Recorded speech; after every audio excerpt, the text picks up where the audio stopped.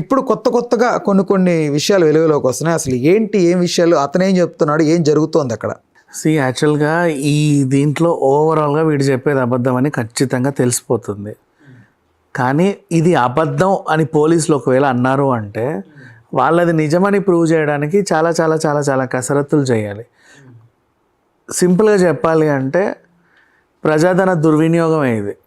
వీడు చేసిందే ఒక పెంట పని, వీడు అబద్ధాలు చెప్తున్నాడు. వీడిని ముక్కలుగా నరికి ఏ కాకులకు గద్దలకు వేస్తే అయిపోతుంది కేసు ఇది. బట్ మనకంటూ కొన్ని చట్టాలు, న్యాయాలు ఇవన్నీ ఉన్నాయి. మానవ హక్కుల కమిషన్లు ఇవన్నీ ఇన్వాల్వ్ అవుతాయి కాబట్టి ఎవరిని ఏమనలేవు. మన కర్మకి వీడు చెప్పిన ప్రతి దరిద్రాన్ని నమ్మాల్సి వస్తుంది. నమ్మడం కాదు, రాసుకోవాల్సి వస్తుంది. అంటే అది కాదు అని మనం ఏదైనా అంటే పాపం ఇప్పుడు పోలీసులకి డబుల్ డ్యూటీ.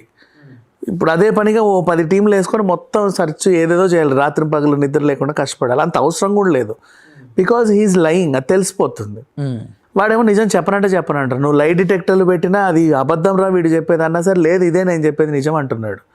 నువ్వు ముక్కలు కోసిన నరాలు తెంపినా వాడు పలకట్ల.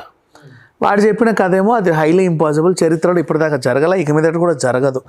మాంసంని నువ్వు ఎంత ఎండబెట్టినా ఎండదు, అప్పటికీ ఆ పచ్చితనం అలాగే ఉంటుంది. Powder is 100%. వాడు కామెంట్ పెట్టాడు, వాడు తవా ఫ్రై చేసాడు ఉంటాడు అని చెప్పి. వాడు అంటే వాడికి ఎంత అటకారంగా ఉందో మనం చేసిన వీడియో కింద ఉంది ఆ కామెంట్.